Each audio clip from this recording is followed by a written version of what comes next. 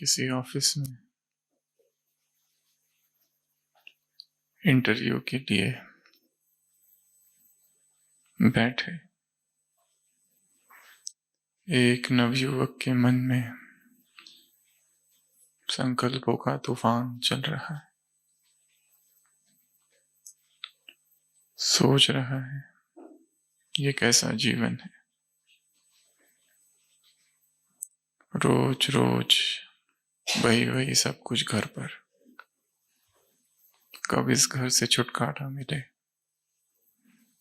एक बार ये नौकरी मिल जाए जो पुश्तैनी घर है, उसको छोड़ दूंगा, शहर आ जाऊंगा, स्वतंत्र रहूंगा। भयंकर तूफान विचारों के उसके मन में चल रहे हैं। उसे दिखाई देने लगती है अपनी दिनचर्या। सुबह उठता हूं और उठते ही उसकी माँ की आवाज, उसके पिता की आवाज हमेशा टोकते रहते, हमेशा डांटते रहते, हमेशा कुछ ना कुछ कहते रहते। उठते ही बिस्तर ठीक से लगाओ। बाथरूम जाता हूं, नल बंद किया कि नहीं, तौलिया कहाँ रखा।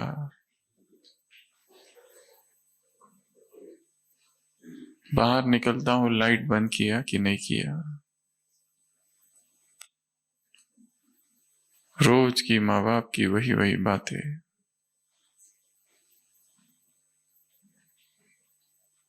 सामान ठीक से रखे कि नहीं रखे।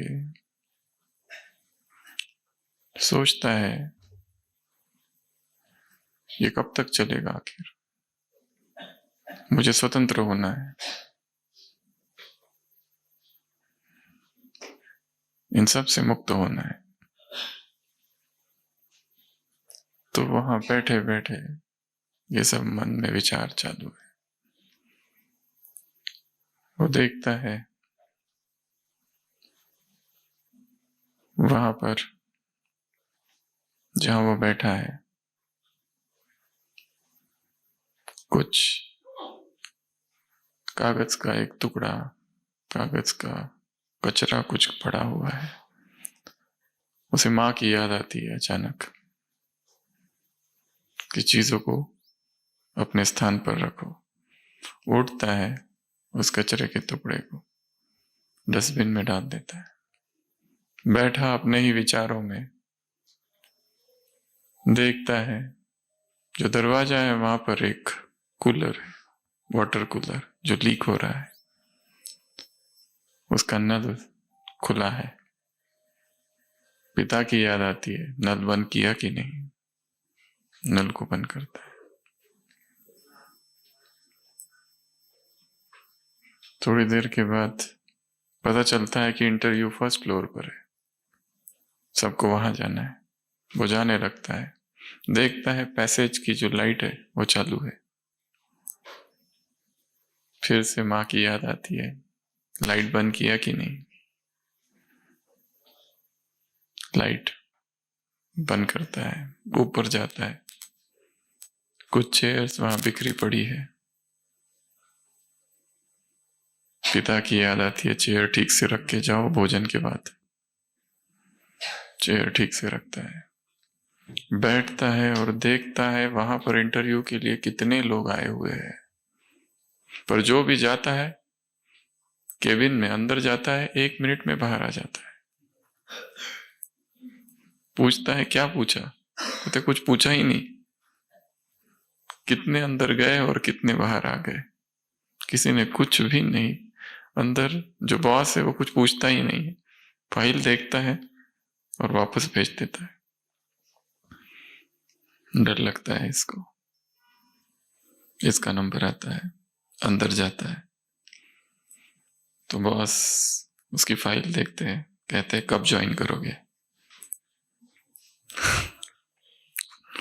वो कहते हैं इसका मतलब, इसका मतलब तुमने सही समझा है। इस इंटरव्यू में कोई भी प्रश्न नहीं पूछे जाएंगे, नीचे से ऊपर तक सीसीटीवी लगे हुए हैं, कितने आए और कितने चले गए। किसी ने नल बंद नहीं किया, किसी ने चेयर ठीक से नहीं लगाई, किसी ने लाइट बंद नहीं किया पैसेज का, किसी ने कचरा फेंका नहीं। ये इंटरव्यू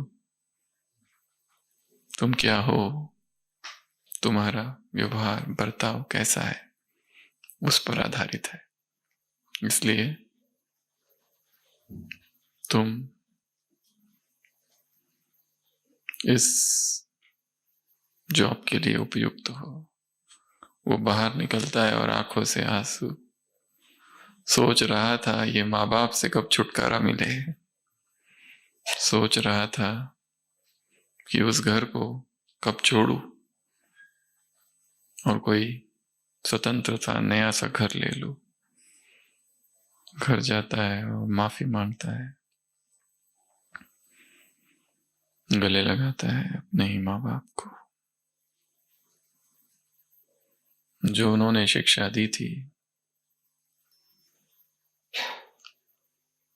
वो शिक्षा कोई लौकिक शिक्षा नहीं थी, वो रूहानियत की शिक्षा थी, वो व्यवहार की शिक्षा थी, वो दैवी शिक्षा थी,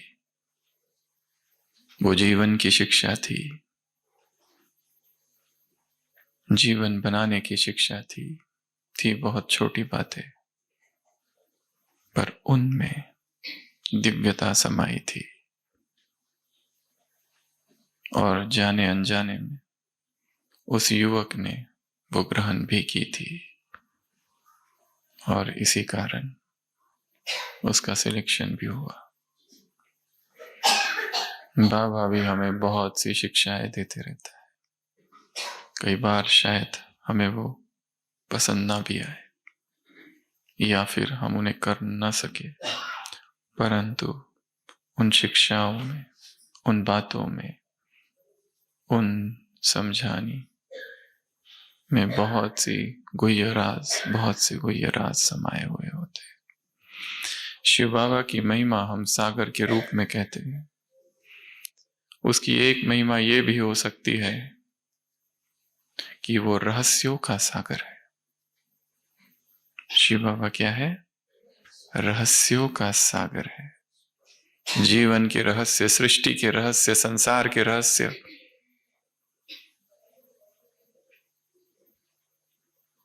मन के स्वभाव के रहस्य।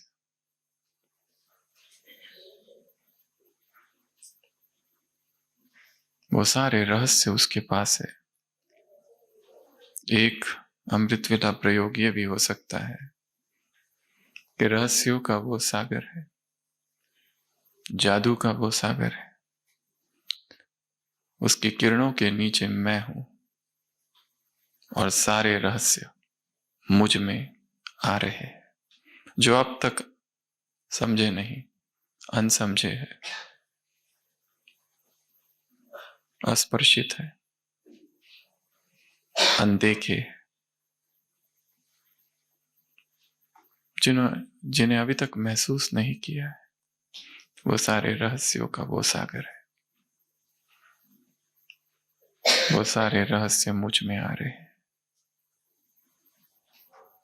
बिना कोई किताब पढ़े, बिना चिंतन किए वो सारे रहस्य मुझ में समा रहे हैं। तो आज बाबा ने रूहानियत क्या है, रूहानी शक्ति क्या है, लौकिक पढ़ाई क्या है और उस अलौकिक पढ़ाई क्या है, इस लौकिक अलौकिक पढ़ाई के लगन में रहो तो वो पढ़ाई विघ्न रूप नहीं बनेगी। कुमारियों से मुलाकात, वो पढ़ाई विनाशी, ये पढ़ाई अविनाशी।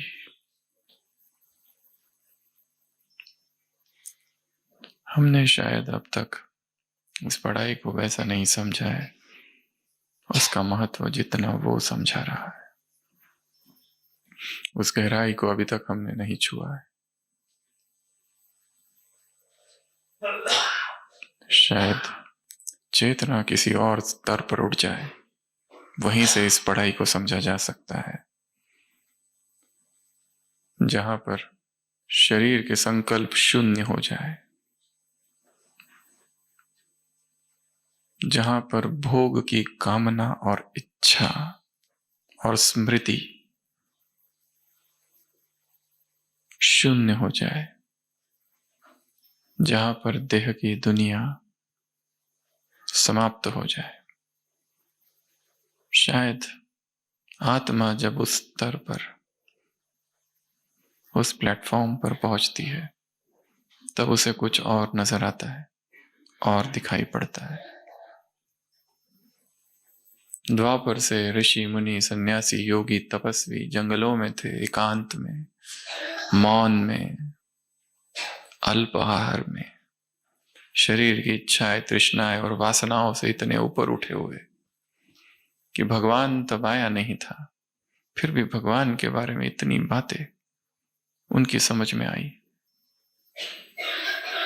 और दूसरी तरफ वो गृहस्थी थे जो संसार के भोग विलास में डूबे थे, उन्हें वो समझ में ही नहीं आया। भगवान की आवाज तब सुनाई देती है जब भोग विलास बाहर चले जाते।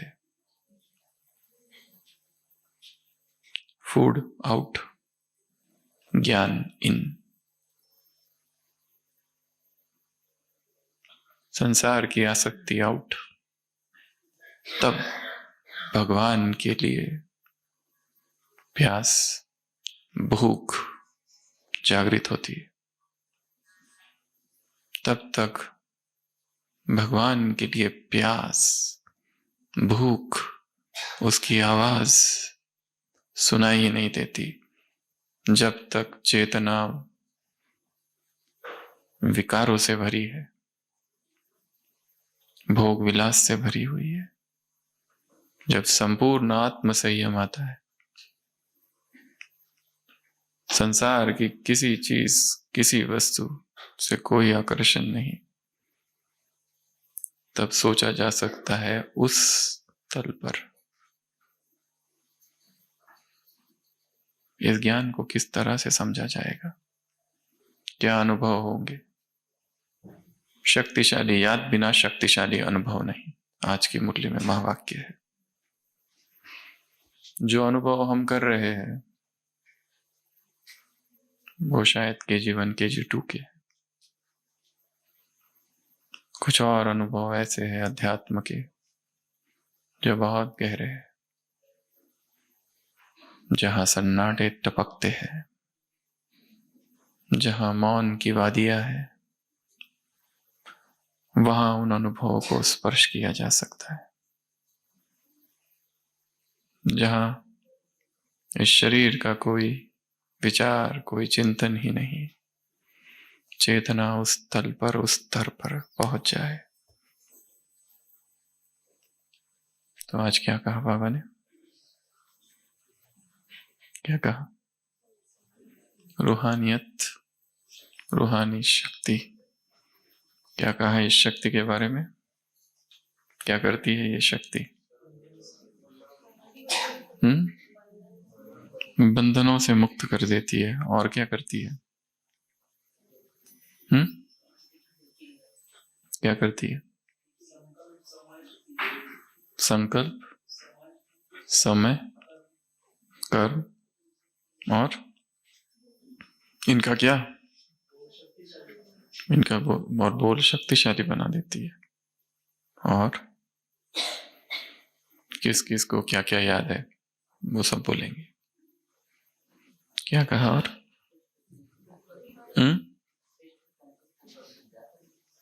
क्या करो? श्रेष्ठ संकल्पों के गीत गाओ। अपने भाग्य के गीत गाते गाते गाते गाते गाते कहां पहुंच जाएंगे? अपने राजधानी में पहुंच जाएंगे।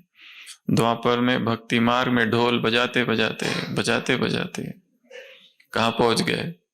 कलयुग में भजन गाते गाते, कीर्तन करते करते, मृदंग बजाते बजाते नीचे आ गए। अब गीत गाते गाते कहां पहुंच जाओ? ऊपर। किसी मुरली में बाबा ने कहा, ये मुरली तुम्हारी लाठी है। इस लाठी को पकड़कर परमधाम और फिर स्वर्ग में आ जाओ। और क्या कहा आज? मनसा वाचा कर्मणा, पावरफुल बना दो। और क्या कहा? सब बंधनों से मुक्त हो जाओ। और क्या कहा? मोटी मोटी रस्सियां खत्म कर दी, महीन महीन अभी बाकी है, उनको क्या करो? मेहनत करके मोटी बनाओ। क्या करो? उनको 2-2, 3-3 महीन जोड़कर शक्तिशाली बनाओ। क्या करना है उनका?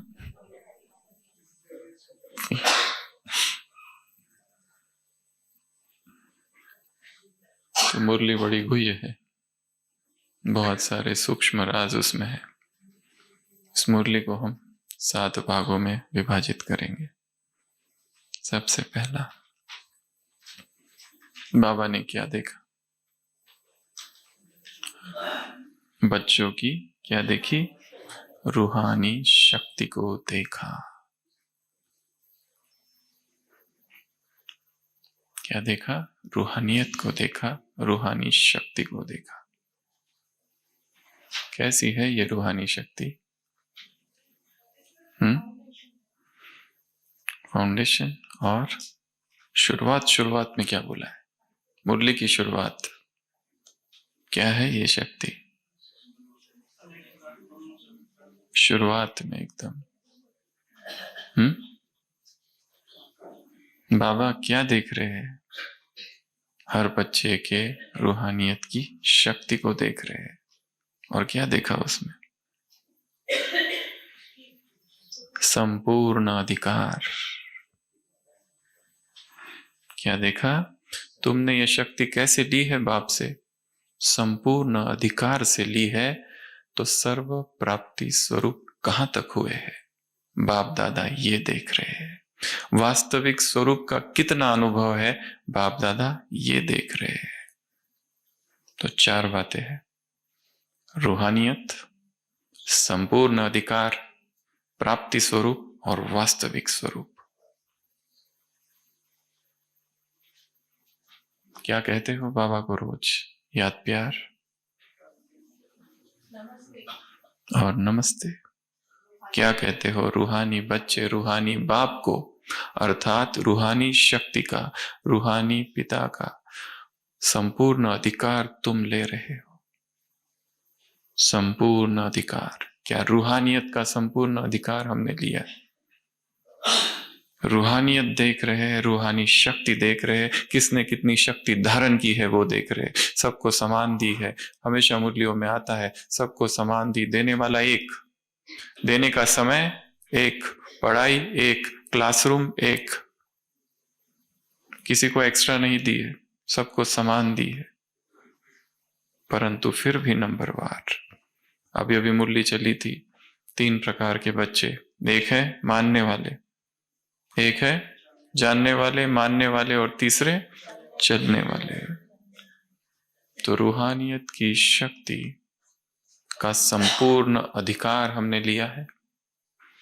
रूहानियत की शक्ति का वास्तविक स्वरूप हमको अनुभव हो रहा है। जब रोज हम कहते हैं रूहानी बच्चों की, रूहानी माता पिता को याद प्यार और नमस्ते रिटर्न में, तो क्या अनुभव हो रहा है कि ये मुरली सुनने के बाद हम में रूहानियत भर गई है। ये मुरली सुनने के बाद वास्तविक स्वरूप का अनुभव हो रहा है। ये मुरली सुनने के बाद रूहानी स्वरूप का, प्राप्ति स्वरूप का अनुभव हो रहा है। हर मुरली सुनने के बाद, पढ़ने के बाद ये अनुभव हो कि कुछ पा लिया है। आत्मा में जगह जो खाली थी वो ज्ञान के प्रकाश ने भरी है, ऐसा अनुभव। तो ये सबसे पहली बात, रूहानियत,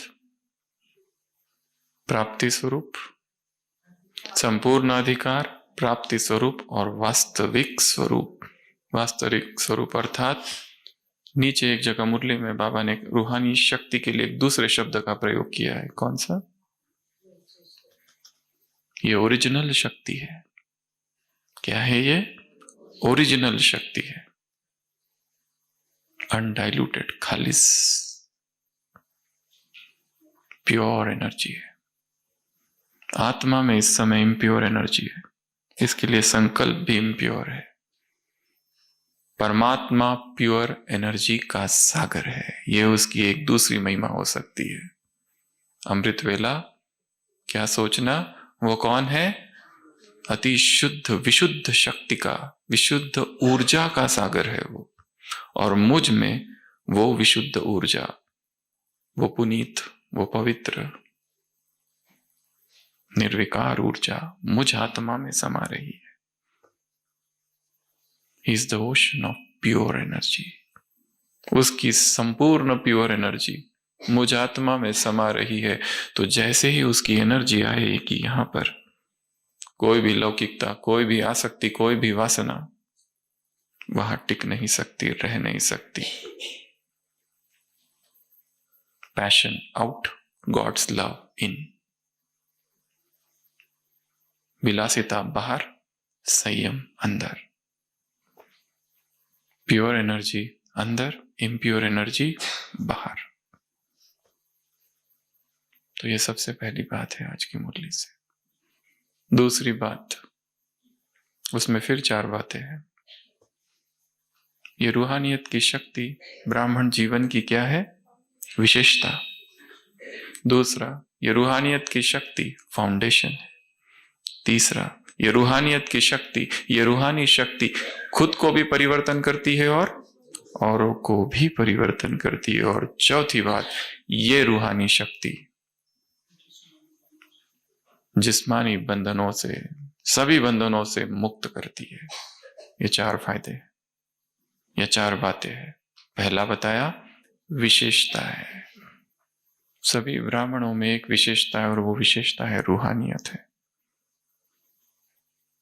चाहे रंगीन कपड़े पहने, बिना बैच के भी घूम रहे, तो भी ब्राह्मणों में एक अलौकिक आकर्षण है। उनका व्यवहार, उनके शब्द अलग है, संसार से हटके है। फाउंडेशन, हमारे जीवन का फाउंडेशन ये शक्ति है। हर आत्मा में ये शक्ति भरी है। चाहे सारी मर्यादाओं का पालन कर रहे हैं या नहीं, परंतु फिर भी सभी को बाबा से बहुत प्यार है,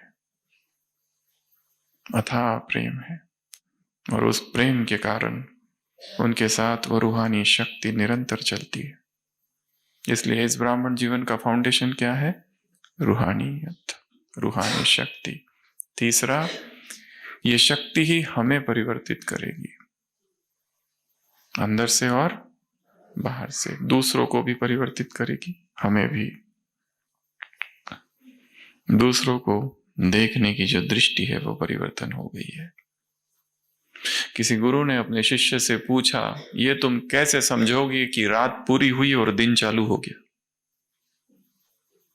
पहले ने कहा, गधा अलग है और घोड़ा अलग है, ये मैं बताऊंगा, तो इससे मुझे पता चल जाएगा कि दिन चालू हो गया। दूसरे ने कहा, नीम का पेड़ और आम का पेड़ अलग अलग है, तब मैं समझूंगा कि सुबह हो गई है। गुरु ने कहा, ना, कब पता करेंगे? कब पता चलेगा कि रात पूरी हो गई है, सुबह हो गई है?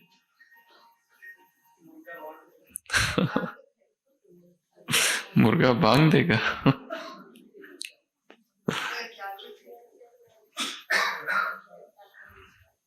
जब तुम्हें हर पुरुष में भाई दिखाई देगा और हर स्त्री में बहन, जब तुम्हें मनुष्य शरीर नहीं आत्माएं दिखाई देगी, तब समझने का लेना कि रात पूरी हुई है और दिन चालू हुआ है। ब्रह्मा की रात ब्रह्मा का दिन, ब्राह्मणों की रात ब्राह्मणों का दिन। अब तक तो रात में थे, बेहोशी थे, बेहोशी में शरीर देखते थे, अभी होश में है। होश अर्थात आत्माभिमान, बेहोश अर्थात देहभान। और जब नशे में होते हैं तो क्या कहा आज बाबा ने शराबी के लिए? नाली में है, क्या समझते हैं? राजा समझते हैं कि महल में समझते हैं? है कुछ भी नहीं, परंतु समझते हैं सब कुछ है। ये नशा है किसका? देहभान का। और जब व्यक्ति देहभान में होता है, एक नशा सा छाया रहता है, कुछ समझ में नहीं आता है उसमें। गलतियां होती रहती है, परंतु महसूसता की शक्ति समाप्त है अंदर, पता ही नहीं चलता। नशा ऐसी चीज है, जैसे दिखाया है एक शराबी अपने मित्र से कहता है कि कल रात मैंने इतनी शराब पी ली कि घर जब गया दरवाजे पर ठक ठक करता रहा, पत्नी ने दरवाजा खोला ही नहीं। उसने कहा तुम फिर पी के आ गए, तो तुमने क्या किया? उसने कहा सारी रात सड़क पर बिताई। मित्र ने पूछा फिर दूसरे दिन खबर ली कि नहीं पत्नी की? उसने कहा दूसरे दिन जब होश आया तब पता चला मेरी तो शादी नहीं हुई और जेब में चाबी तो जेब में है।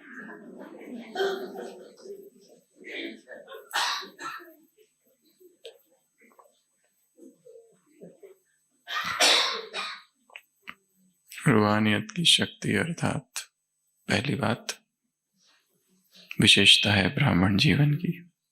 दूसरी बात फाउंडेशन है ब्राह्मण जीवन का। तीसरी बात स्व को परिवर्तित कर देती है और दूसरों को भी परिवर्तित कर देती है। दूसरे शायद हम जो कह रहे हैं उसे देखकर परिवर्तित नहीं होंगे, हमने जो किया उसको देखकर हो जाएंगे। यहां आने वाले शायद बड़े बड़े भाषण सुनकर परिवर्तित नहीं होते, पर एक भोली भाली माता बेचारी अपनी सेवा में लगी है, ना उसने कोई भाषण दिया, ना उसे बोलने आता है, ना ही उसे परिचय पता है अच्छे से संस्था का देना, परंतु उसको देखकर बड़े बड़े हृदय परिवर्तित हो जाते हैं। व्यवहार बदल देता है आत्माओं को। तो ये दूसरी बात थी। तीसरी, ये रूहानियत की शक्ति बाबा ने कहा काम नहीं कर रही है, कम काम कर रही है, क्योंकि सूक्ष्म बंधन। एक तो ये भी है बंधनों से छुड़ाती है वो 4 बातों में, उसकी चर्चा आगे और करेंगे। आगे बताया ये बंधन से छूट नहीं रही है आत्मा, क्यों नहीं छूट रही है? उसमें फिर 4 बातें। पहला, तीनों शक्तियों को एक साथ प्रयोग नहीं कर रहे, तीनों शक्तियां एक साथ कार्य करें। मन में श्रेष्ठ संकल्प है पर बोल शक्तिशाली नहीं है, बोल शक्तिशाली है परंतु कर्म में नहीं है। एक ठीक करते हो तो दूसरा लूज। बहुत पावरफुल संकल्प है अमृत वेला, आज ये करेंगे वो करेंगे वो करेंगे, पर दिन में नहीं हो रहा है।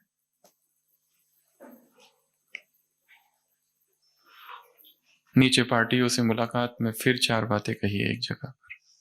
न्यूज़पेपर, स्पेशल प्रोग्राम, अमृत वेला, टीवी। जैसे न्यूज़पेपर में क्या आता है आज का विचार, वैसे अपने लिए शक्तिशाली उमंग उत्साह के संकल्प निर्माण करो, अपने लिए भी दूसरों के लिए भी। दूसरा, जब स्पेशल प्रोग्राम करते हो तो क्या सोचते हो? आगे ये करना है, ये करना है, ये करना है, इसके बाद ये, उसके बाद ये, वैसे दिनचर्या के लिए सोचो। तीसरा, अमृत वेला स्वयं के लिए उमंग उत्साह के संकल्प और दूसरों के लिए उमंग उत्साह के संकल्प। चौथा, टीवी पर कौन से प्रोग्राम आते हैं? मनोरंजन, एंटरटेनमेंट, वैसे अपने पुरुषार्थ के लिए एंटरटेनमेंट के प्रोग्राम बनाओ ताकि पुरुषार्थ बोरिंग ना हो। ये फिर 4 बातें वहीं कही है। उमंग उत्साह के संकल्प मन में तैयार करना। जैसे न्यूज़पेपर में क्या होता है? आज का विचार। तो मन में नया संकल्प लाना है उमंग का, अपने लिए भी और दूसरों के लिए भी। नए विचारों को खोजना है, शिव बाबा की एक महिमा ये भी है, वो श्रेष्ठ विचारों का सागर है, वो श्रेष्ठ संकल्पों का सागर है। मुरलियों में जितने संकल्प आते उतने और कहीं हैं संसार में? नकी पर सुबह सुबह लोग घूमते हैं, कौन से विचार होते हैं सबके पास? या कहीं पर भी मॉर्निंग वॉक करते हैं, क्या उनके पास महान संकल्प होते हैं? संसार के विचार होते हैं, संसार की बातें होती है। महान संकल्प हमारे पास है, कहां से लाए हैं हमने? मुरलियों से। परंतु उन्हें नोट करना है, याद रखना है और फिर चर्चा करनी है, नहीं तो नहीं होगा।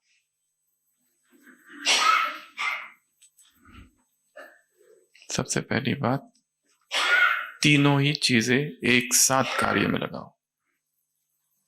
दूसरा, तीनों पर संपूर्ण अटेंशन। किस किस पर? मनसा पर, वाचा पर, कर्म पर। तीसरा, संपन्न स्थिति और बाप की प्रत्यक्षता, इन्हीं तीनों से होगी। और चौथा, इन तीनों के अनुभव स्वरूप बनो, क्योंकि तीनों का आपस में कनेक्शन है। तो तीसरी बात में फिर ये चार बातें, क्या करना है? तीनों को एक साथ कार्य में लगाना है, तीनों पर अटेंशन, तीनों से प्रत्यक्षता, और चौथी, तीनों का अनुभव, मन में रूहानी शक्ति का अनुभव हो। जब हम बोले तो हमें ही अनुभव हो कि हमने जो बोला है या जो बोल रहे हैं वो कैसा है? पावरफुल है, उसमें पवित्रता के प्रकंपन है। चाहे कैसी भी आत्मा सामने हो, कितने ही निगेटिव विचार वाली और कितने ही अपवित्र संकल्प वाली, पर हमारे बोल में, हमारे पवित्र शब्दों में, हमारे पवित्र वचनों में इतनी पावर है कि वो रोक नहीं पाएगा। अभी अभी मुरली चली थी, कुवचन, कुदृष्टि, कुकर्म, कुचलन तुम्हारी न हो। देहभान होता है तो खराब ख्यालात, और फिर पाप, और फिर दंड। प्रश्न का उत्तर था सत्यानाश।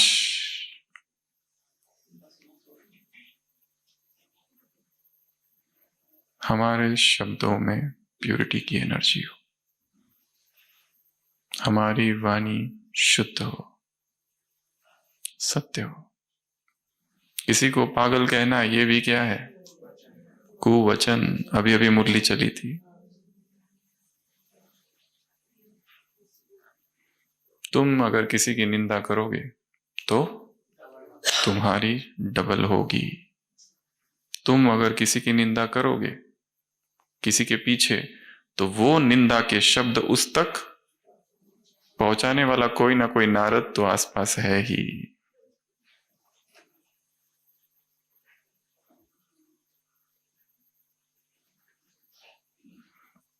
हमें किसी के बारे में कुछ भी नहीं पता, क्योंकि जो दिख रहा है वैसा वह वास्तव में है नहीं।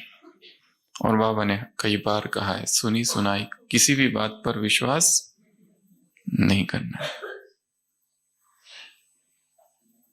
अगर कोई गलत है भी तो भी उसको जाकर कहना कि तुम गलत हो, ये भी नहीं कहो। अभी अभी मुरली चली थी, दादियों से मुलाकात 2 संडे पहले।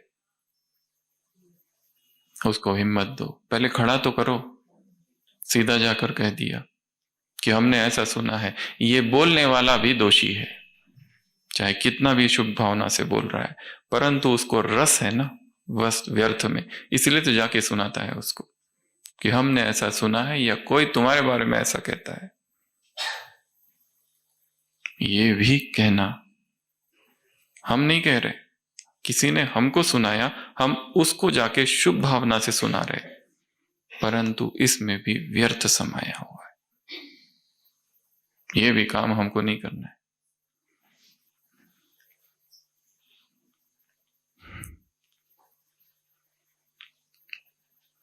तो तीनों में क्या हो? रूहानी शक्ति, एक साथ प्रयोग, अटेंशन, तीनों से बाप की प्रतीक्षा और तीनों का अनुभव। बोले तो हमें खुद ही अनुभव हो कि जो बोला है वो अनमोल है, जो बोला है वो स्वर्ण अक्षरों में अंकित होने जैसा है। किसी एडिटिंग की जरूरत नहीं, ना कॉमा ना फुल स्टॉप, क्योंकि शब्द शब्द अंतस की पवित्रता की गहराई से निकल रहा है। हृदय स्वच्छ है, साफ है, उसमें छल कपट नहीं है।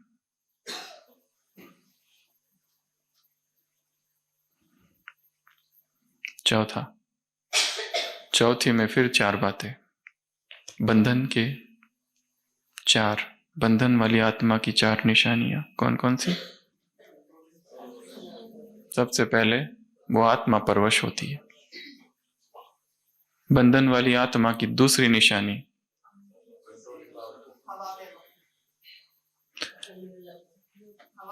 अल्पकाल की खुशी और अल्पकाल का सुख अनुभव होता है। तीसरी निशानी मनसा में कंट्रोलिंग पावर नहीं, और चौथी निशानी महसूसता की शक्ति समाप्त। जो भी आत्मा बंधन वाली है, चाहे वो मन के बंधन हो, और बाबा ने आज मन के बंधनों की चर्चा की है। वाचा के भी बंधन है, कर्म के भी बंधन है, उसकी चर्चा क्या कहा? बाद में, उसका इंतजार करना, मुरली आएगी। अगर नहीं आएगी तो बाबा को बोलना, बाबा हम इंतजार कर रहे हैं, कब आएगी। सूक्ष्म मन के बंधनों पर बाबा ने कहा है। क्या कर देता है, क्या करती है ये बंधन? जो आत्मा बंधन में है वो परवश हो जाती है। परवश अर्थात उसका अपने ऊपर कोई कंट्रोल नहीं है, अपने पर कंट्रोल ही नहीं है। 4 उदाहरण दिए हैं, हवाई किले, दीवार, मूर्ति और ताला। फिर से 4 बातें। क्या करती है ऐसी आत्मा? विचारों के हवाई किले बनाती है, फिर तोड़ती है। क्या करती है ऐसी आत्माएं? दीवार, चाइना वॉल खड़ी करती है, चीन की दीवार, दीवारें चीन, और फिर तोड़ती है। तीसरा, जैसे भक्ति मार्ग में मूर्तियों को क्या करते हैं? कैसा उदाहरण दिया, ये पहली बार दिया इस तरह का उदाहरण। ये साकार मूल्यों में आता है उदाहरण। भक्ति मार्ग में सजाते हैं, संवारते हैं और फिर डुबो देते हैं। पर अव्यक्त वाणियों की गहराई कैसी है देखो, कि बाबा कह रहे विचारों की मूर्तियों को सजाते हैं, विचारों की मूर्तियों को खड़ा करते हैं, विचारों की मूर्तियों का प्रदर्शन करते हैं, घुमाते हैं, परिक्रमा करते हैं और फिर डुबोते हैं। क्या उपमा है। भगवान साहित्य सम्राट है, वो साहित्य का सागर है।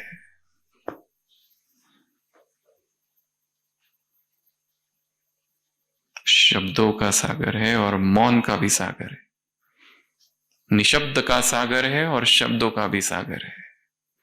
उसके शब्द, उसकी तुलनाएं, उसके उदाहरण अजीबोगरीब है, विचित्र है, अकल्पनीय है। वो अकल्पना का सागर है, जिसकी कल्पना नहीं की जा सकती, उसका वो सागर है, अव्याख्य है।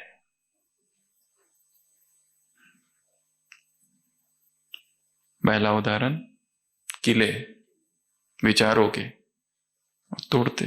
दूसरा, दीवारें खड़ी करते फिर तोड़ते। तीसरा, मूर्तियां सजाते फिर तोड़ते। चौथा, बुद्धि को लॉक लग जाता है।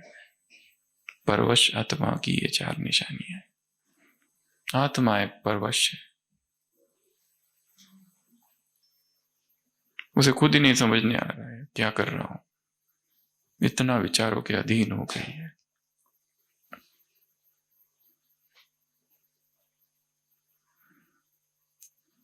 तो बंधन वाली आत्मा की पहली निशानी परवश। दूसरी निशानी अभी बताई, अल्पकाल की खुशी और अल्पकाल का सुख। 4 कारणों से सुख और अल्पकाल की खुशी मिलती है। कौन कौन से? सेवा, संगठन, संघ, श्रेष्ठ संघ, और चौथा कोई ना कोई प्राप्ति। सृष्टि वो इस यज्ञ में किस लिए है? क्योंकि कोई सेवा मिली है। अगर वो सेवा छीन ली जाए तो पहाड़ भी, पत्थर भी पहाड़ लगेगा। यहां क्यों है? क्योंकि संगठन का बल है। अकेले रहने को कहो तो मुश्किल हो जाती है। सबके साथ ठीक चलते हैं, एकांत में चले गए, अकेले रहने की बारी आई तो फिर डर लगता है, मुश्किल होती।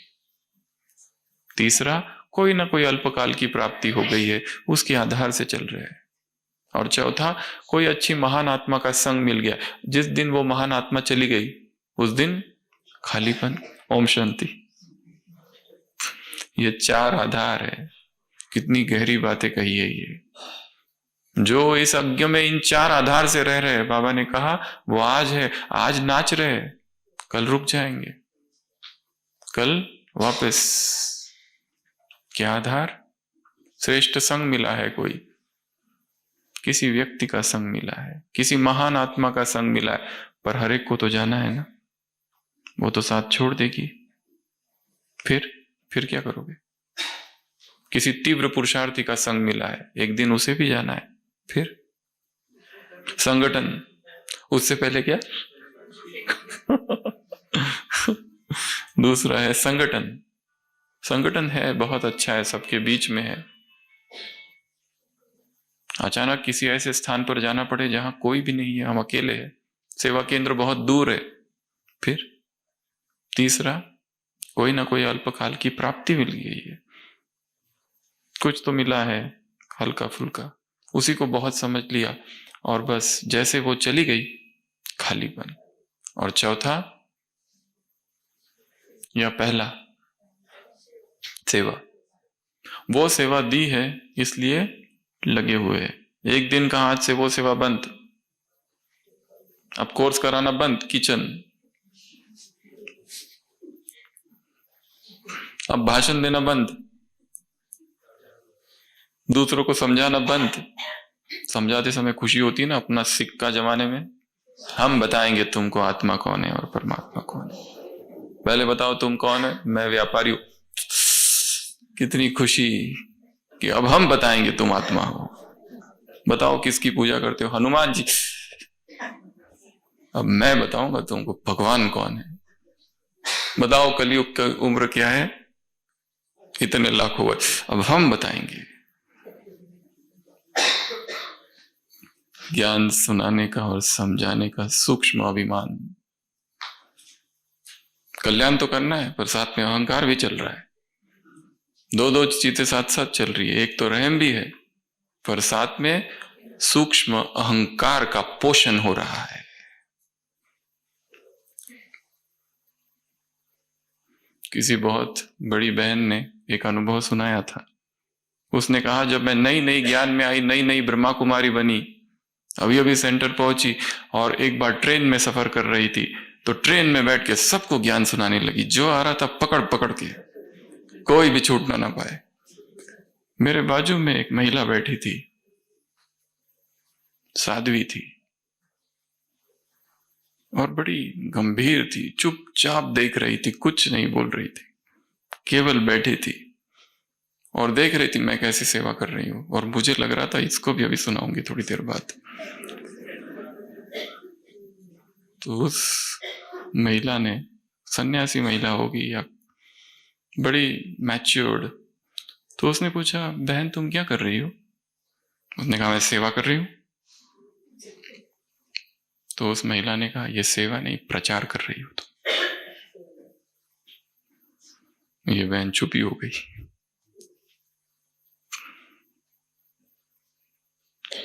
हमारा रहम जिस तरह से हम प्रकट कर रहे हैं, वो ऐसा ना हो कि हम मेंबर्स तैयार कर रहे हैं फटाफट। वैसे मुरलियों में तो वही चीजें आई है, प्रजा प्रजा प्रजा, परंतु स्थान समय सब कुछ देखते हुए, नफ्स को पहचानते हुए, उसके बाद ही ज्ञान सुनाना है। नहीं तो ट्रेन में बैठकर आत्मा से चालू करते हैं और सीधा ब्रह्मचर्य तक ले जाते आधे घंटे में, पहले संसार के लोग पहले ही दुखी है, और जब ब्रह्मचर्य की बातें सुनते हैं तो अथाह दुख में डूब जाते हैं। अब तो हमारा कुछ भी नहीं हो सकता नब्ज देखकर। हाँ, किसी को रुचि है तो सुनाओ, पर किसी को रुचि ही नहीं है। हम खाली अंदर से एक ही संकल्प है, प्रजा प्रजा प्रजा प्रजा प्रजा। एक भाई बैठा था ट्रेन में, कुछ नहीं कर रहा था सेवा। दूसरा आके उसको पूछता है तुम सेवा नहीं करते? वो कहता है मैं अपने मोती पत्थरों पर नहीं फेंकता।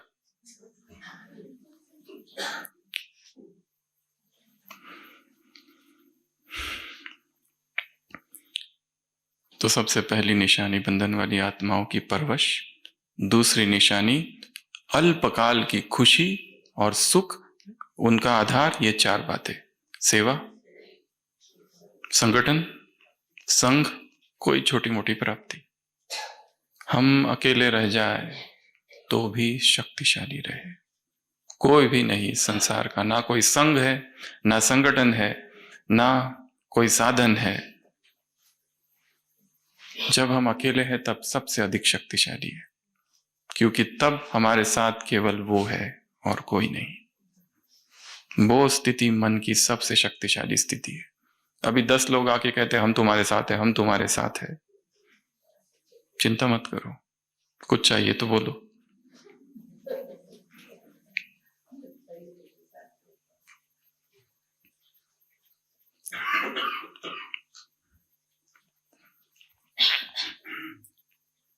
उसके बाद तीसरी पॉइंट है मनसा शक्ति। मनसा में कंट्रोलिंग पावर नहीं, मनसा में कंट्रोलिंग पावर नहीं, मनसा में कंट्रोलिंग पावर नहीं है। उसकी चार बातें, जो परवश वाली बातें थी, वो यहां पर है: किले, दीवार, ताला और मूर्ति। उसके बाद में पांचवी बात, चार प्रकार के संकल्प। कौन कौन से चार प्रकार के? वो बंधन निर्माण करने वाले संकल्प है। व्यर्थ, पहला व्यर्थ, दूसरा ईर्ष्या द्वेष, तीसरा आलस, और चौथा अलबेलापन। ये सबसे बड़े मन के बंधन है। आलस, अलबेलापन, ईर्ष्या द्वेष, और पहला बताया व्यर्थ। जैसे एक महिला थी जिसको एक हाथ में लकवा हो गया, सारी टेस्ट की गई, कहीं पर कुछ भी नहीं, ऐसा कोई कारण ही नहीं है कि ये लकवा कोई शरीर की बीमारी से है। उसको साइकेट्रिस्ट के पास भेजा, साइकेट्रिस्ट ने उस पर हिप्नोसिस किया, सम्मोहन, और अंदर से पता चला कि उसके अंदर एक भाव है। कई सालों पहले उसने अपने बेटे को इतना मारा था, उस हाथ से इतना मारा था, इतना मारा था, इतना मारा था कि उसके अंदर वो गिल्ट कॉन्शियसनेस घुस गया, अपराध भाव कि मेरा हाथ दोषी है, इसी ने मारा, इसको तो कट जाना चाहिए था। और 20 साल तक वो इसी भाव में रही कि मुझे नहीं मारना चाहिए था, नहीं मारना चाहिए था। इतना उसको मारा कि उसको एडमिट करना पड़ा था, और वो अपराध भाव इतना गहरा था। 20 साल तक व्यर्थ संकल्प चलते रहे, और अचानक एक दिन पैरालिसिस हो गया, और किसी भी टेस्ट में कुछ भी नहीं। अब ये उसने सम्मोहन की अवस्था में बताया, वैसे तो उसको भी नहीं पता ये क्यों हुआ। और फिर उसी सम्मोहन की अवस्था में उस मनोचिकित्सक उसको फिर लेके जाता है, और फिर उसको समझाता है ये जो तुमने मारा था बहुत अच्छा किया, नहीं तो वो बिगड़ गया होता था, तुम्हारे मारने की वजह से ही वो सुधर गया, वो गलती से रुक गया। उसको रिवर्स हिप्नोसिस किया पूरा, और तब उसने भी धीरे धीरे सम्मोहन की उस अवस्था में, वो बेड पर, वो जो हिप्नोसिस टेबल पर लेटे लेटे, उसने धीरे धीरे ये स्वीकार किया कि हाँ अच्छा किया था, इसलिए तो वो इतना अच्छा इंसान बना।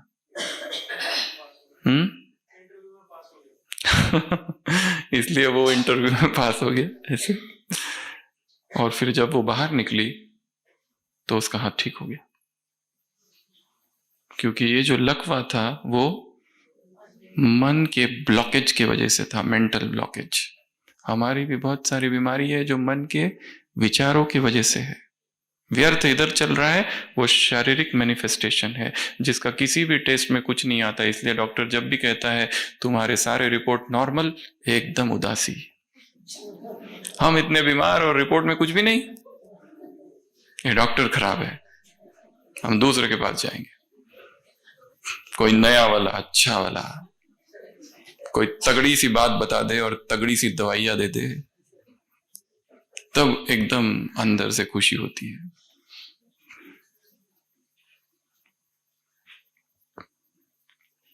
तो ये 4 प्रकार के संकल्प है, इन्हें व्यर्थ की कैटेगरी में रखेंगे।